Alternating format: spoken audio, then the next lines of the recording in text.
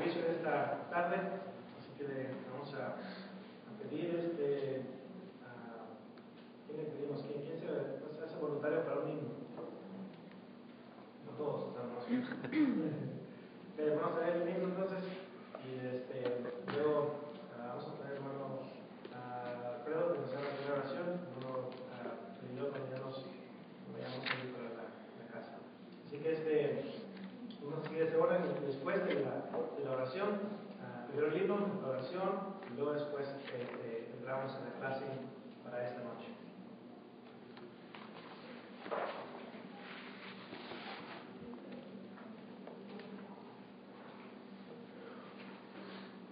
Vamos a empezar, hermanos, el himno número 75.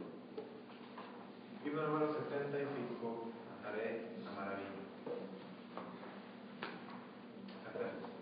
Cantaré la maravilla que Jesús murió por mí, como allá en el Calvario dio su sangre carmesí.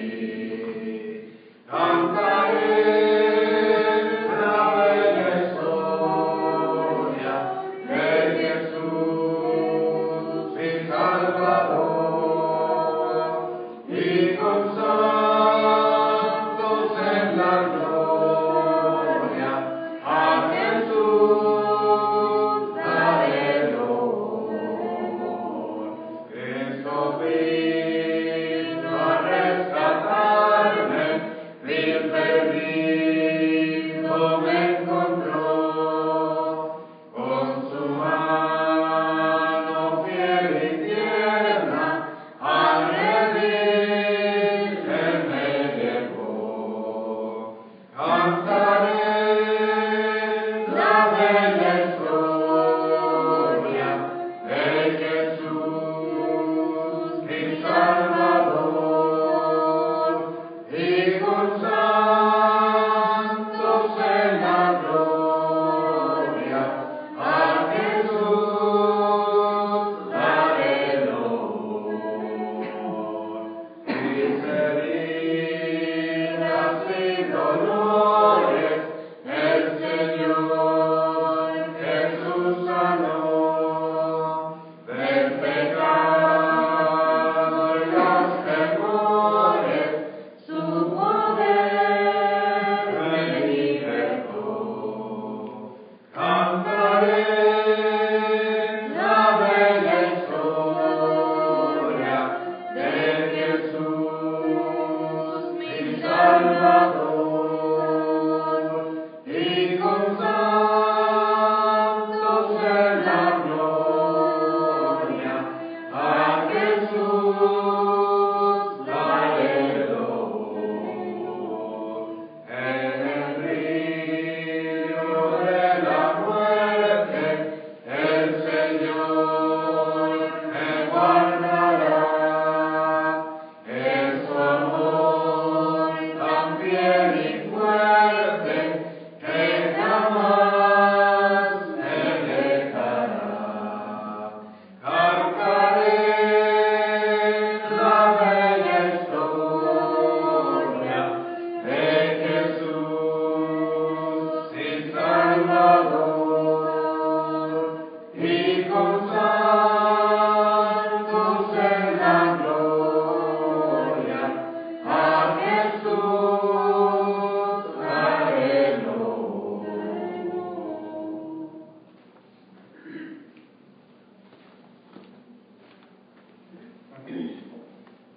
Padre Santo y bendito, venimos delante de ti para pedir tu guía y tu dirección, Señor, a esta hora que vamos a estudiar tu bendita y santa palabra.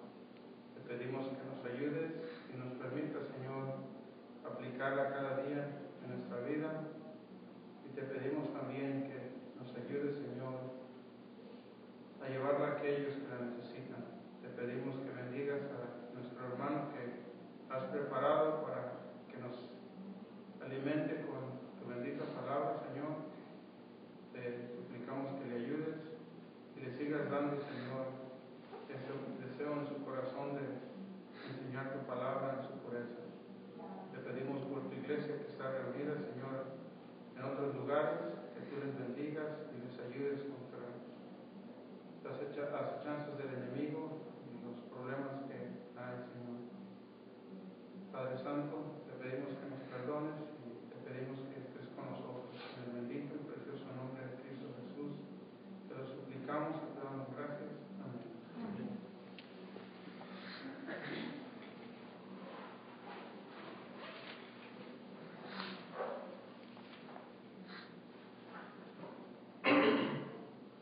Ok, entonces vamos a continuar. Esta viene siendo la clase número 21 del grupo de Fundamentos de la Fe. Así que en esta ocasión vamos a estudiar, esta básicamente va a ser la última lección de Fundamentos de la Fe que vamos a considerar. Así que vamos a estudiar el tema de la deidad de Cristo. Así que les voy a proveer varios pasajes en cuanto a lo que es el tema de la deidad de Cristo. Ya más adelante, en otra ocasión, me gustaría estudiar el tema de la deidad en general, la deidad o la divinidad. Cuando se toca ese tema de la deidad, básicamente hablamos de la deidad del Padre, de la deidad del Hijo y de la deidad del Espíritu Santo. Pero en esta ocasión vamos a tocar brevemente lo que es el tema de la deidad desde el punto de vista para Cristo, refiriéndonos a Cristo. Voy a tratar de procurar dejar por lo menos unos 10 minutos, 15 minutos para un repaso de todas las lecciones que hemos visto. Les voy a hacer algunas preguntas, ¿verdad?, para ver qué tanto han aprendido. Pero si usted se da cuenta, 21 clases o 21 lecciones constituyen ¿cuántos meses de estudio? 5 meses. 5 meses hemos estado estudiando fundamentos de la fe. Así que hemos tocado ahora temas muy importantes. No les voy a decir cuáles, porque esa va a ser parte de una de las preguntas que les voy a hacer al final.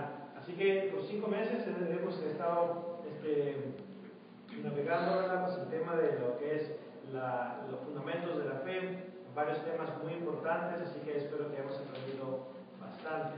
Así que, y este último tema viene siendo el de la deidad de Cristo. Así que vamos a tratar de aprender lo más que podamos en esta última lección. Después de esta lección, obviamente la próxima semana tenemos clase de cantos, y 10 de abril, no quiero decir 11 de abril porque 11 de abril es como una fecha oscura en mi vida en este momento.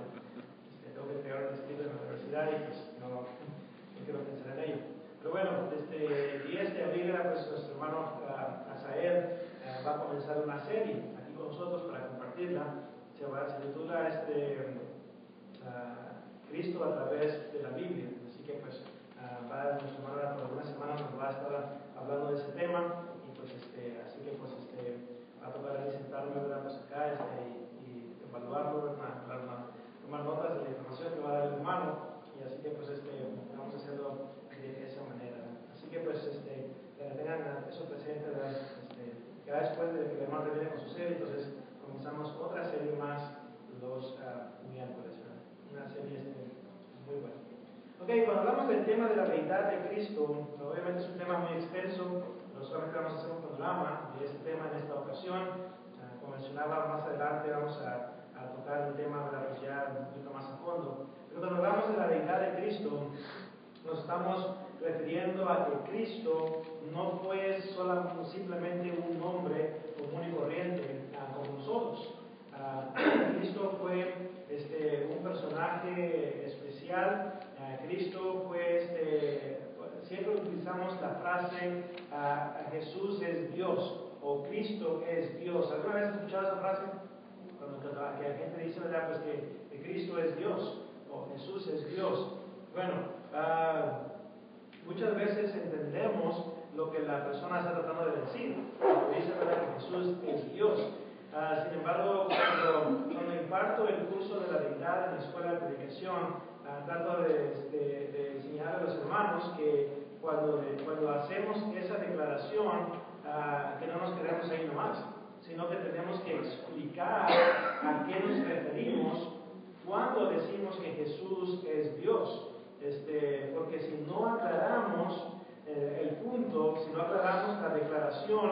entonces lo que va a pasar es que en la mente de los que están ahí escuchándonos, van a decir, ok, si Jesús es Dios, entonces Dios fue el que murió en la cruz, el Padre.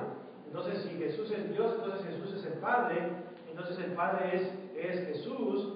Entonces, ¿verdad? Pues y se confunde la gente. A veces que me ha tocado hablar con hermanos que han estado un poquito confundidos en ese aspecto, luego, ¿verdad? Pues eso es lo que pasa por la mente de ellos, que se imaginan que Jesús es el Padre.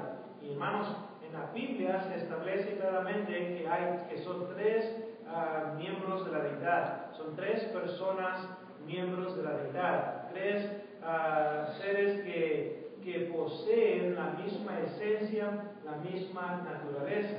Y esos tres seres obviamente son el Padre, el Hijo y el Espíritu Santo. ¿Se acuerdan ustedes en Mateo capítulo 28, en la Gran Comisión? Mateo 28, versículo 18 y 19. ¿Alguien se acuerda de memoria más o menos qué es lo que dice ahí?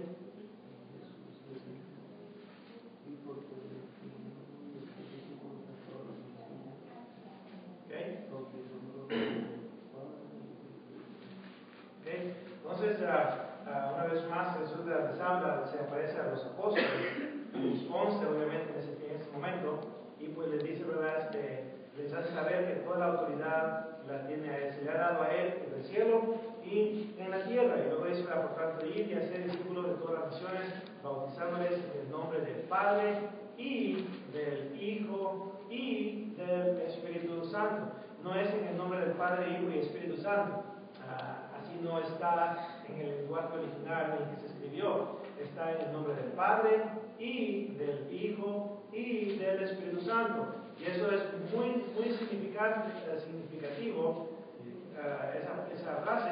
¿Por qué? Porque en el griego, una vez más, hace la distinción que son tres los que están ahí, no nomás uno, ¿verdad? Entonces la conjunción y el artículo se encuentran ahí presentes para hacer la diferencia de que son tres diferentes personas que poseen la misma esencia, la misma naturaleza. Lo estoy pintando ahorita así con mi mano, imagínenselo acá, porque primero tenemos una pizarra, ¿verdad? Entonces, el Espíritu Santo posee la misma esencia que el Padre, Jesús posee la misma esencia que el Padre, no es más, a eso se llama la deidad. Entonces, son tres los miembros. ¿Se acuerdan? Estuvieron los tres miembros de la deidad presentes durante el bautismo de Jesús. ¿Cómo sabemos? La voz. ¿Ok? ¿Correcto? La voz y el Espíritu que descendía como, énfasis en como paloma. Como es un símil en lo que es las figuras literarias de la hermenéutica, que básicamente hace una comparación. No fue una paloma literalmente, sino más bien fue como paloma. Entonces el Espíritu Santo desciende como paloma. Está el Espíritu Santo, uno. ¿A dónde está Jesús? Siendo bautizado. Dos, en el agua. Número 3, se escuchó una voz del cielo que decía: este es mi Hijo amado, en quien tengo complacencia, ¿verdad? Entonces, vemos una vez más los tres miembros de la deidad ahí presentes. Así que en esta ocasión vamos a hablar de la deidad de Cristo. Entonces, cuando hablamos de la deidad de Cristo, nos estamos refiriendo a que Cristo posee la misma esencia, la misma naturaleza como el Padre. Así como el Padre conocía todas las cosas, Jesús, la parte de la deidad de Jesús conocía todas las cosas. Así como el Padre era omnipotente, Jesús también era omnipotente. ¿Se acuerdan cuando calmó la tempestad? Nomás dijo sea la paz, ¿y qué pasó? Rápido, en ese momento no pasaron 4 horas para que fuera bajando la tormenta, de allá, pum, fue la paz. No, fue en ese momento. Jesús caminó sobre el agua.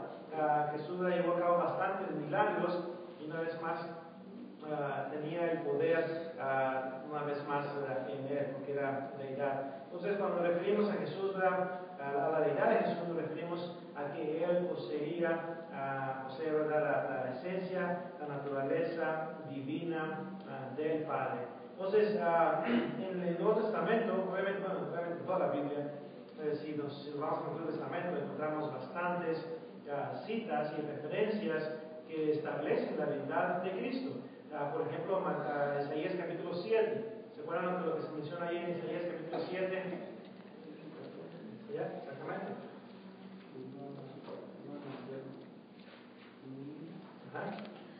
De una virgen. Es lo que dice el 7:14. Por tanto, el Señor mismo os dará señal. He aquí que la virgen concebirá y dará a luz un hijo, y llamará su nombre Emmanuel. Como ya luego vamos a ver dónde está el capítulo 9, si no me equivoco, donde menciona aquí en el capítulo 9, versículo 6 en adelante. ¿No es lo que dice? Isaías 9:6. Porque un niño os es nacido, hijo nos es dado, y el principado sobre su hombro, y se llamará su nombre admirable, consejero, Dios fuerte, Padre eterno, príncipe de paz. Entonces, se fijan, los nombres se llamará, ¿qué es? Su nombre, como admirable, consejero, noten, Dios fuerte. ¿Se acuerdan lo que significa también Emmanuel? Dios con nosotros. Entonces, estos pasajes establecen en el Antiguo Testamento, establecen la deidad de Cristo. Ahora, no solamente estos dos pasajes de Isaías 7 y Isaías 9, también se acuerdan en Génesis capítulo 1 y verso 26. ¿Qué encontramos en Génesis 1:26 y en Génesis capítulo 11 también? Cuando estaban construyendo la torre de Babel, ¿se acuerdan?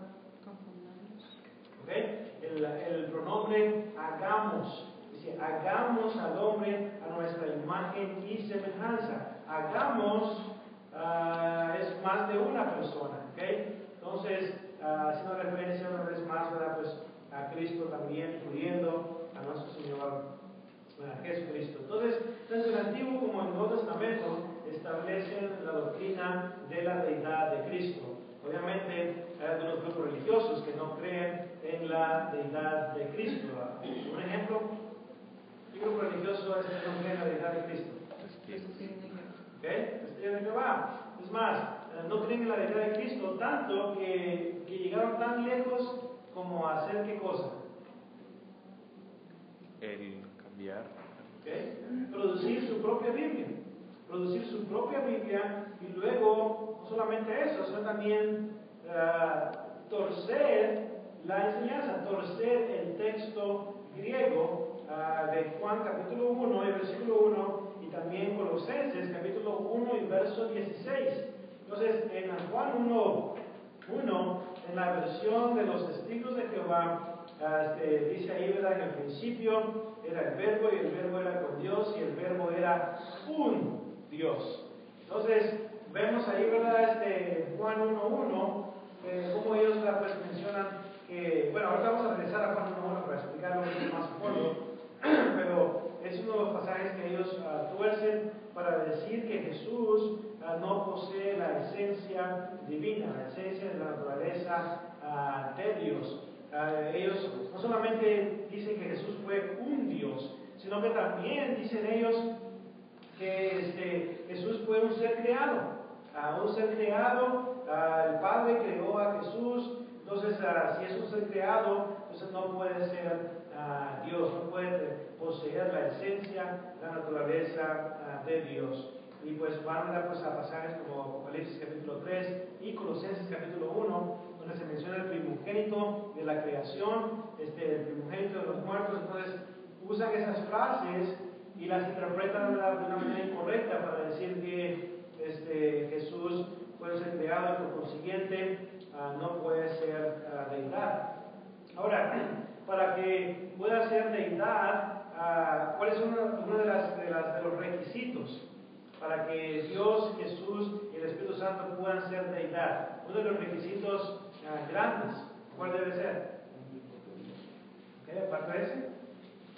Ahora, mientras me dan la respuesta, piensen desde el punto de vista de lo que acabo de mencionar ahorita. Los testigos de Jehová dicen que Jesús puede ser creado. Entonces, y tienen que ir a Colosenses capítulo 1 para decir que fue un ser creado, y Apocalipsis 3, si no no me equivoco, versículo 14. Entonces, tienen que argumentar de esto para decir, como fuimos ser creado, no puede ser como Dios. Eterno. ¿Ah? Eterno. Ok, correcto. Si el Dios no es un ser creado, entonces, si Jesús puede ser creado, entonces la lógica va a demandar de que no puede ser un ser eterno como el Padre. El Padre es un ser eterno, no tiene principio, no tiene fin. Entonces, pero Jesús tiene principio porque Dios lo creó a él. Bueno, una vez más, esa enseñanza de que Dios creó a Jesús no está en la Biblia. Jesús es un ser eterno. Regresando a Juan 1.1 ahora, vamos a ver uno de los pasajes que establecen la deidad de Cristo. Juan 1.1 dice: en el principio era el verbo, y el verbo era con Dios, y Dios era el verbo. Vamos a poner nuestros hermanos a él ahorita en la tarima. A ver, hermanos, ahí díganos Juan 1.1 en griego. En arken hologos kai hologos en proston teon kai teos hologos. Vamos a ver qué dijo. Ok, en arke en hologos kai hologos en proston teos kai teos en hologos. Así es como está en el texto griego Juan 1.1. Ahora, en la gramática del texto griego, ahí vemos que en el principio era el verbo, y el verbo era con Dios, y Dios era el verbo. No el verbo era un Dios. La lógica torcida que utilizan algunos grupos religiosos para justificar lo que es un Dios, en Juan 1.1, ellos dicen, bueno, es que el artículo no está antes de Dios. Por ejemplo, al principio de Juan 1.1, en el principio del verbo, y el verbo era con Dios, con el Dios, dice en el texto griego. Y al final de Juan 1.1 no dice el Dios, sino solamente dice Dios. Entonces no puede ser el Dios del cielo, tiene que ser un Dios, porque le falta el artículo en Juan 1.1. Bueno, eso nomás es una breve clase de griego. Unos días íbamos a estudiar griego los miércoles. Unos días vamos a hacer. Pero no de Juan 1.6. Juan 1.6. Acuérdense, Juan 1.1, ¿por qué dicen ellos que es un Dios? El artículo. Porque el artículo no está ahí en la última parte del versículo 1. Entonces, como no está el artículo el Dios, entonces tiene que ser un Dios. Ahora, en Juan 1.6, ¿qué dice? Hubo un hombre enviado de Dios, el cual se llamaba Juan. Entonces, ahora, ¿dónde hubo un hombre enviado de Dios? ¿A qué Dios se está refiriendo aquí? Padre. Al Padre. ¿Okay? Bueno, en el griego no está el artículo él aquí en Juan 1.6. Pero ¿saben lo que hace los testigos de Jehová en Juan 1.6? ¿Cómo creen ustedes que interpretan Juan 1.6 los testigos de Jehová en su versión? ¿No? Está ahí. Dios. Aquí le ponen la mayúscula D a 1.6 para decir, hubo un hombre enviado de Dios, que Dios, el Padre, envió a Juan el Bautista. Si dicen que no, se meten problemas con Isaías capítulo 40, porque Isaías 40 apunta a esto. Entonces, aquí en 1.6 lo interpreta correctamente, pero una vez más, el artículo no está en el versículo 6. En el griego no dice enviado de el Dios, sino que solamente dice Dios. Pero aquí sí lo interpretan correctamente, pero en el 1 no lo interpretan correctamente. ¿Por qué no lo interpretan correctamente en el 1? ¿Ok? ¿Qué más? ¿Por qué no interpretan correctamente el versículo 1 de los testigos de Jehová? Y la respuesta es simple. Por la simple y la sencilla razón de que estamos hablando de Jesús. Entonces, si estamos hablando de Jesús, Jesús no puede ser Dios, no puede ser la esencia, la naturaleza de Dios. Así que todas las referencias donde Jesús está cerquita de ahí, tenemos que hacer algo al respecto. Así que tenemos que cambiarlo para que no dé la idea de que Jesús es poseedor de la esencia, naturaleza divina. Así que Juan 1:1, hermanos, es uno de los pasajes que usted va a estudiar con los estudios de Jehová los sábados cuando pasen por su casa. Va a estudiar uno de estos versículos. Entonces, es muy importante que tome el tiempo para analizar esta enseñanza, para que cuando vengan a su casa un sábado, entonces usted pueda estudiar con ellos este punto. Y así no lo vayan a engañar. Ahora, uno de los libros del Nuevo Testamento que más enfatiza la deidad de Cristo en gran manera es el Evangelio según Juan.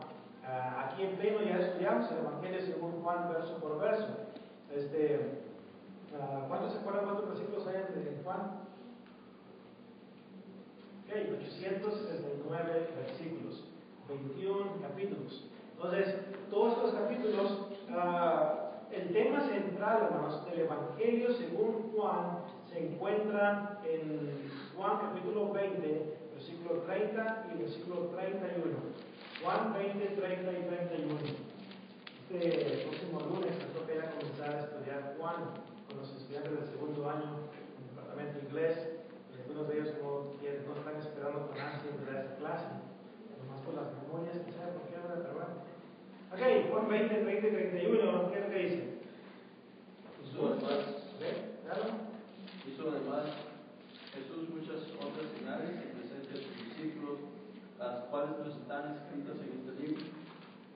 Pero estas se han escrito para que creáis que Jesús es el Cristo, el Hijo de Dios, y que creyendo tengáis vida en su nombre. Okay. Entonces, hizo Jesús muchas otras señales en presencia de sus discípulos. Entonces, vemos que Jesús llevó a cabo muchas señales. ¿Cuál es el propósito de una señal? Por ejemplo, una señal de tránsito. ¿Cuál es el propósito de una señal de tránsito? Advertir. ¿Qué más? Advertir. Dar a conocer. Dar a conocer, ¿okay? Apunta a algo, ¿verdad? Apunta a lo que significa. Usted ve, pues el rectángulo del stop. Usted ve esa forma y qué es lo que luego se imagina. Bueno, eso significa que tengo que detener. Entonces apunta a algo, apunta a un significado. Las señales es lo que lo guía a la persona, ¿verdad? A cierta cosa. Entonces las señales aquí, hermanos, en el Evangelio de Juan tienen el propósito de apuntar a la gente a qué cosa. A un alto. Hacer lo correcto. A la deidad de Cristo. ¿Okay? Estos 21 capítulos del Evangelio de Juan, las señales que encontramos ahí en ese libro, en ese Evangelio, tienen el propósito de decirle a la gente: Jesús es el Hijo de Dios, Jesús posee la naturaleza divina, así como el Padre también. Entonces, cada uno de esos milagros o señales, la palabra señales es mejor que milagros, se entiende un poquito mejor, ¿verdad? Entonces, en el capítulo 2, por ejemplo, en Juan capítulo 2, 1 al 11, encontramos ahí la primera señal, y el capítulo 2, versículo 11, lo hace claro que es la primera señal que Jesús hace ahí en Caná. ¿Se acuerdan las bodas de Caná? ¿Qué hizo Jesús ahí? Pero déjenme digo lo que algunos liberales dicen que hizo Jesús ahí. Jesús convirtió aproximadamente 180 litros, si no me equivoco, así, 20 y algo galones de vino fermentado, intoxicante. Así que Jesús en esa ocasión, con esos liberales torcidos, ¿verdad? Jesús la hizo de cantinero ahí, ¿sabes? Les dio de beber a todo el mundo vino fermentado. Entonces, esa es la interpretación que muchos, ¿verdad? Que tuercen la escritura para su propia destrucción, según Hebreos 3:16 y 17, le dan a esa señal. Hermanos, y nomás ve la palabra vino, Usted ve la palabra vino, escucha la palabra vino, y ¿qué es lo primero que se le viene a la mente? Una botella. No se le viene el Welch, jugo de uva, se le viene luego a su mente, pues imagina a lo mejor un lugar donde venden o una copa, ¿verdad? Que está ahí, está fermentado. Entonces, Jesús, hermanos, en esta ocasión no convirtió agua en vino fermentado, convirtió agua en jugo de uva fresco, acabado de hacer. Ya está el maestresado, ¿verdad? Pues lo prueba y luego, ¿verdad? Pues se sorprende, ¿verdad? De la calidad, una vez más, ¿verdad? De ese vino, de ese jugo de uva. La palabra vino, hermanos, es como la palabra bautismo, ¿ok? La palabra, si usáramos la palabra mejor era jugo de uva, y en cuanto al bautismo, usáramos sumergir, entonces se aclararían bastantes cosas, ¿verdad? Entonces, vemos aquí a Jesús en Juan 2 convirtiendo agua en vino. Y el versículo 11, ¿no? De lo que dice, a 2:11. Este principio de señales hizo Jesús en Caná de Galilea y manifestó su gloria, y sus discípulos creyeron en él. ¿Qué es lo que es el propósito de las señales? Producir fe en la vida de las personas. Luego en el capítulo 4 vemos cómo Jesús, ¿verdad? Pues sana el hijo de un oficial del rey. En el capítulo 5 vemos a Jesús como el gran médico, sanando a este hombre paralítico. En el capítulo 6 cuando vemos a Jesús dando alimentos a 5,000 personas en esa ocasión. Pero ¿qué es lo que hacen los críticos de la Biblia? Bueno, en realidad no fue un milagro lo que sucedió aquí. Habieron varios chamacos, ¿verdad? Que traían sus bolsitas de comida y pues lo que hicieron fue pues compartirlo con todos. Así que cada quien sacó su bolsita de lonche y comenzaron a compartir con los demás y así como 5,000 personas comieron. Vamos, eso es lo que quieren que creamos. Pero la Biblia dice lo opuesto. Jesús proveyó comida a 5,000 personas en el capítulo 6. Luego en el capítulo 9 vemos cómo Jesús le restaura la vista a un ciego de nacimiento. De nacimiento, este hombre era ciego y le da la vista a este hombre. Luego vemos en el capítulo 11 la resurrección de Lázaro. ¿Se acuerdan que en el 11:35 Jesús lloró? Bueno, Jesús resucitó a Lázaro de entre los muertos. ¿Se acuerdan cuando Jesús está y le pregunta y pide que se remueva la tierra? Y luego dice, Lázaro, ven fuera.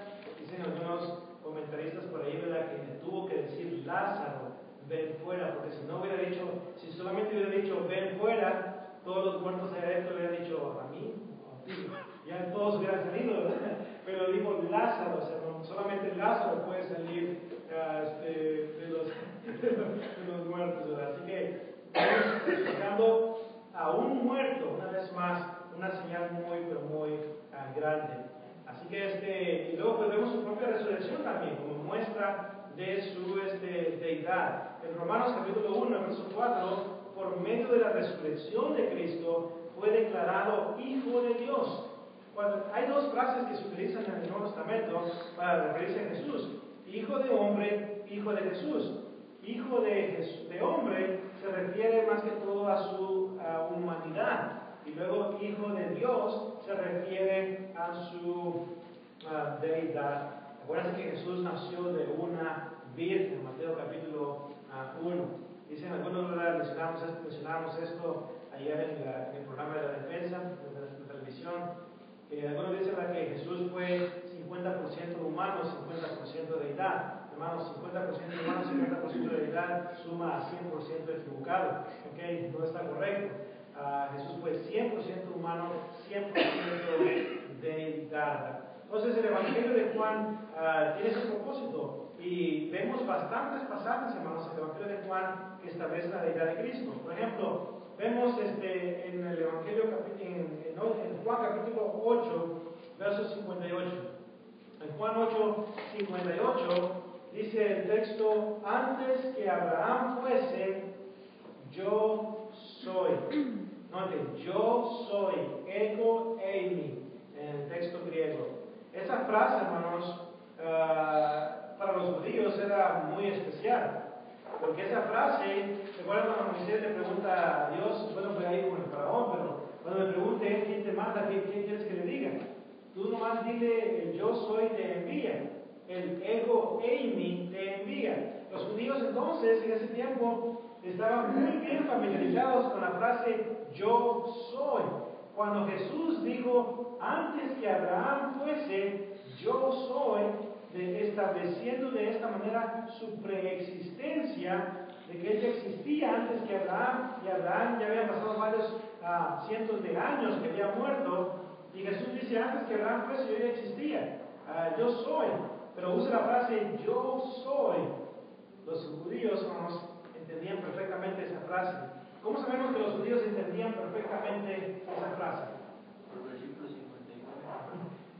Su ejercicio matutino, ¿verdad? ¿Qué le hicieron? Se agacharon, ¿verdad? Bueno, se agacharon, ¿verdad? Pero para agarrar sus piedras y querían aprender a Jesús. La pregunta es, ¿por qué querían aprender a Jesús? Por lo mismo, utiliza una frase que solo le pertenece a Dios. Y Jesús viene y la utiliza y la aplica a Él mismo. ¿Por qué? Porque Él es como Dios. Él es la misma esencia, la misma naturaleza con el Padre. Y luego tenemos el capítulo 10, verso 30. 10:30, ¿qué dice? Yo y el Padre uno somos. ¿Cómo se dice en griego? Ego, Pater, Espen, yo y el Padre uno somos. Noten, yo y el Padre uno somos. ¿Uno en qué? ¿En propósito? No, uno en esencia, en naturaleza. Ahora, ¿cómo sabemos que los judíos entendieron que Jesús dijo que era uno en esencia y en naturaleza? Versículo 31, vuelven a hacer su ejercicio matutino. Dice el versículo 31, entonces los judíos volvieron a tomar piedras para pelearle. ¿Por qué? Si solamente están diciendo que son uno en propósito, ¿por qué hace esto? Y la respuesta es simple, hermanos. Porque los judíos entendieron perfectamente a qué se estaba refiriendo Jesús.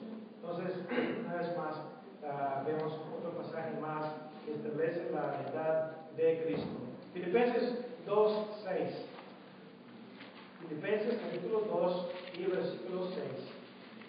Es más, alguien que lea Filipenses 2:6, otro que lea Colosenses 2:9, otro que lea Colosenses 1, capítulo 1, versículos 15 al 17, otro que lea 1 Juan 5:20.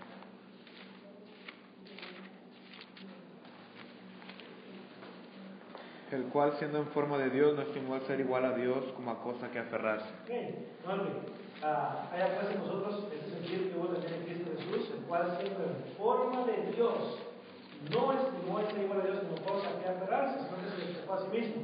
El cual, siendo en forma de Dios, siendo, ese verbo siendo, hermanos, denota existencia en el pasado, existencia continua. Cristo siempre ha existido y siempre va a existir. Él es el mismo ayer, hoy, por los siglos de los siglos. Hebreos capítulo 13, ¿verdad? Nos habla acerca de ello. Creo que es el versículo 8. Si no es el versículo 8, lea todo el capítulo 13, que lo va a encontrar. Está en el 13. Entonces, vemos una vez más, siendo en forma de Dios, establece la deidad de Cristo. El siguiente pasaje. Porque en Él habita corporalmente toda la plenitud de la deidad. ¿Okay? En Cristo, el pronombre Él hace referencia a Cristo. Entonces, en Cristo, pudiéramos decirlo de esta manera, literalmente, en Cristo habita corporalmente. ¿Qué significa corporalmente? Necesariamente se lo escribía en inglés, ya les digo esa es la respuesta. Pero es en espíritu, alma y cuerpo. ¿Okay? No. Corporalmente, la versión en inglés usa bodily. ¿Qué significa body? Cuerpo. Entonces, en el cuerpo de Cristo habitó la plenitud de la deidad. Esto fue un golpe a los gnósticos que decían, no. La deidad, la divinidad no puede morar en un cuerpo de una persona humana, porque la carne es pecaminosa, la carne es mala. ¿Cómo se te ocurre decir que la deidad va a habitar ahí en ese cuerpo pecaminoso? No puede ser así. Y entonces los gnósticos era lo que hacían. Y el gnosticismo también lleva al ascetismo. El ascetismo es que están, ¿cómo se dice? Restaurándose a sí mismo. ¿Por qué? Porque la carne es pecaminosa. Hacen largos ayunos para maltratar la carne. Van y son recluidos en un monasterio para maltratar la carne. ¿Por qué? Porque es malo. Entonces, Colosenses 2:9 no fue el pasaje favorito de los gnósticos en aquel tiempo, ¿verdad? Otro versículo, ¿cuál es? Es el 1:19. Dice, por tanto ha orado al Padre que en él habitase toda la plenitud. Entonces, el 1:19, acuérdense siempre de conectarlo con el 2:9.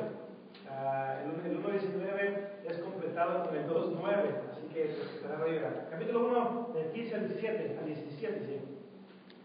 Él es la imagen del Dios invisible, el movimiento de toda la creación, porque en él fueron creadas todas las cosas, las que hay en los cielos y las que hay en la tierra, visibles e invisibles, sean tronos, sean dominios, sean principados, sean potestades, todo fue creado por medio de él y para él. Y él es antes de todas las cosas, y todas las cosas en él subsisten. ¿Ok? Entonces vemos que es la imagen misma. O sea, ¿qué otro pasaje más claro quieren? En cuanto a eso, pero ahorita hay otro pasaje que está también bien fuerte. ¿Otro pasaje que mencioné? Primera de Juan. 5:20. Ese pasaje de 1 Juan 5:20 no es el pasaje favorito de los testigos de Jehová. Pero como quiera se lo van a torcer cuando les enseño. Pero sabemos que el Hijo de Dios ha venido y nos ha dado entendimiento para conocer al que es verdadero, y estamos en el verdadero, en su Hijo Jesucristo. Este es el verdadero Dios y la vida eterna. Nota lo que dice. Este es el verdadero ¿qué? Dios y la vida eterna. ¿Quién? Cristo. Entonces el lenguaje está bien claro ahí. Otro que leer Hebreos capítulo 1, del 1 al 3. Hebreos 1 al 3.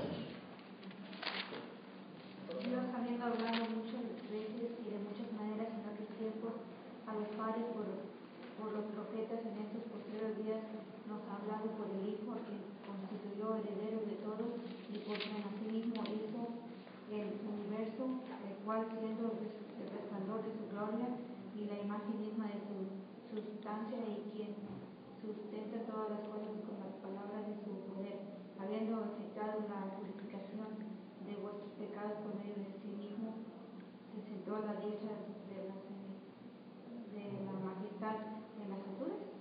Okay. Note la imagen misma, la sustancia, y luego dice que también efectuó el perdón de nuestros pecados. ¿Se acuerdan que dice en Marcos 2:10? Para que sepáis que el Hijo del Hombre tiene potestad para perdonar pecados. Hermanos, la deidad no puede perdonar pecados. ¿Okay?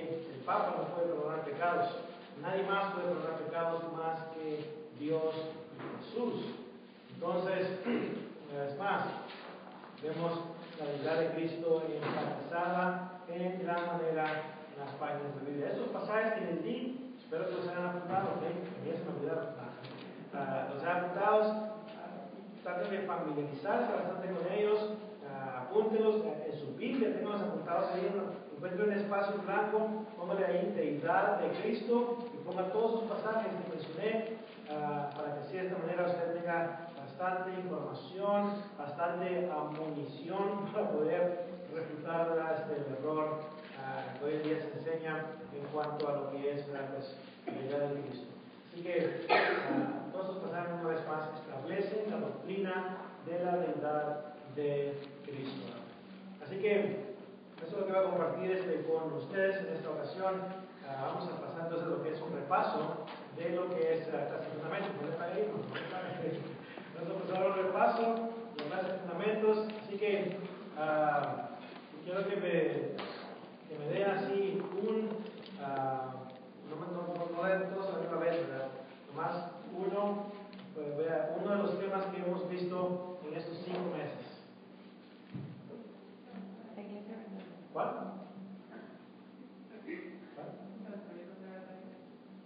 La iglesia verdadera, ¿ok? La iglesia, yo creo que le dimos más tiempo al tema de la iglesia verdadera que otros temas. Entonces, ¿qué aprendimos de la iglesia verdadera? ¿Hay una iglesia verdadera? Conoce por su nombre. ¿Ok? ¿Puede ser identificada la iglesia verdadera? Sí. Pues está así, ¿verdad? ¿Okay?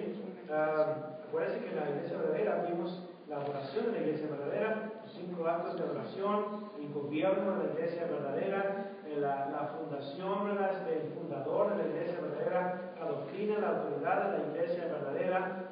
Todo eso lo consideramos por varias semanas. ¿Qué otro tema fue? La existencia de Dios. La existencia de Dios también lo consideramos por varias semanas. ¿Cuál argumento de la existencia de Dios comprueba lo que es el diseño de la naturaleza y comprueba una vez más que Dios existe? El diseño. Está el argumento del diseño y está el argumento de la causa y efecto. Que Dios no se cayó de la mesa porque no se conoció. ¿Okay? Esa es la causa y efecto. Cosmológico. El cosmológico es el del diseño. No, cosmológico es el de la causa y efecto. El biológico. Cosmológico es la causa y efecto. Si hay un efecto es porque hubo una causa mayor que lo llevó a cabo. El biológico es el del diseño.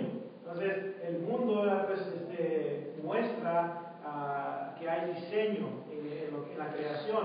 Entonces, si hay diseño, entonces tienen que demandar a un diseñador. Y ese diseñador es ¿quién? Es Dios. Obviamente Dios es Cristo también, porque ambos formamos parte de la creación. Entonces, vimos unos 2 versículos de la evidencia interna de la existencia de Dios. Romanos 1:20, ¿ok? No tienen excusa, ¿verdad? Samuel 19:1. Samuel 19:1, los hijos cuentan la gloria de Dios. Génesis 1:1. Génesis 1:1, ¿verdad? El principio creó ¿quién? Dios, los cielos y la tierra. No la evolución, ¿ok? No la evolución. ¿Qué otro tema más vimos en fundamentos de la fe? Aparte de la iglesia verdadera, la inspiración de las escrituras. ¿Ok? La inspiración de las escrituras. ¿Qué vimos ahí en cuanto a eso? ¿Vimos evidencia interna y externa? Ok. Entonces, 2 o 3 pasajes que muestran que la Biblia es inspirada por Dios. Hermano Alfredo, denos un pasaje. La escritura es inspirada por Dios. Timoteo. Correcto. Según el Timoteo, capítulo 3, 16 y 17. Así que una vez más muestra que toda la escritura es inspirada por Dios. ¿Alguien se acuerda de la frase en griego para inspirada por Dios? Pasa, gracia, teonustos. ¿Qué pasa? Gracia, teonustas. Pasa. ¿Qué es pasa? Todo. Gracia. Escritura. Escritura, ¿verdad?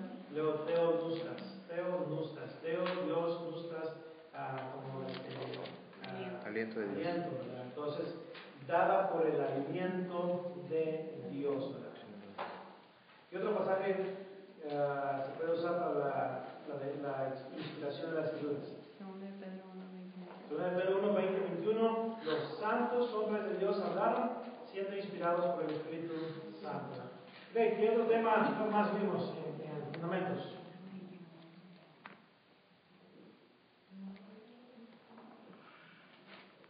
De la deidad de Cristo. La deidad de Cristo. Acabamos de ver ahorita, ¿verdad? Ok, ahora, alguien que me diga, hermanos ahí, ¿qué es la versión Septuaginta? Recuerdo que estamos en ese lado cuando estamos estudiando eso. Y pusimos ahí en las diapositivas, slides, y pusimos ahí la Septuaginta, la LXX. Es una versión de la Biblia. Díganos un poquito acerca de ello. No, los primeros incluyen different. No.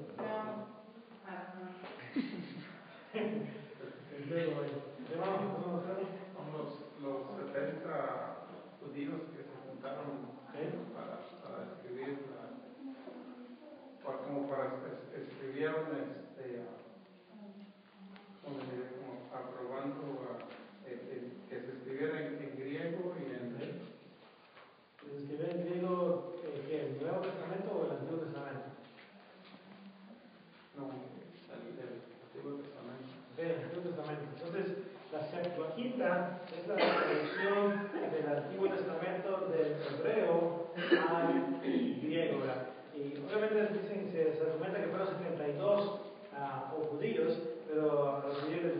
ahora pues si es 72, le vamos a poner 70.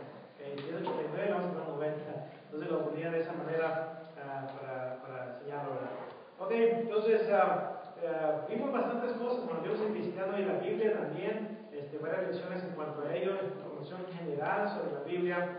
Entonces, tengo una vez más en mi posesión aproximadamente 350 diapositivas sobre todo el material que vimos, hasta que vimos también ahorita, en esta ocasión, todo ese material está ahí. Si usted quiere tener acceso a ese material, entonces pues lo que tiene que hacer es pedir. Y ya pues se lo hacemos, se lo ponemos en un disco, ya usted nomás lo pone en su computadora y ahí usted nomás puede ir viendo todas las diapositivas que están ahí. Al final de esas diapositivas, ahí van a estar toda la bibliografía, todos los libros recomendados que ustedes pueden comprar si gustan, ¿verdad? Va a estar ahí incluido en la parte de atrás y pues ya va a estar más organizado con una tabla de contenido, ese estudio. Cuando usted active el programa, entonces van a estar los 5 temas que estudiamos, y usted nomás le hace clic al tema y se lleva luego hasta donde está ese tema que usted quiere estudiar, y luego cuando llegue a la última diapositiva de ese tema, si usted quiere regresar al principio de la tabla de contenido, le hace clic a una flecha que va a estar ahí, y lo lleva de repente hasta el principio, y así usted pues, se puede mover a través de ese estudio con mucha facilidad. Así que pues para los que nos están viendo, pues nomás manden un correo electrónico a buscandoelperdido@yahoo.com o dejen su comentario en la caja de chat, y ahí pues lo podemos hacer llegar. Pero una vez más, un buen material para que usted lo pueda repasar en su casa. La próxima semana voy a procurar traerles un examen de todo este material, más o menos creo que más o menos unas 30, 40 preguntas. Así que complételo cuando usted guste, en su tiempo libre, y pues y así, obviamente si tiene las diapositivas, pues va a encontrar la respuesta un poquito más práctico, ¿verdad? Ok, entonces así terminamos esta serie. Como mencionaba, en 2 semanas nuestro hermano Israel va a comenzar una serie que va a compartir con nosotros Cristo a través de la Biblia. Así que pues va a ser una serie de la que vamos a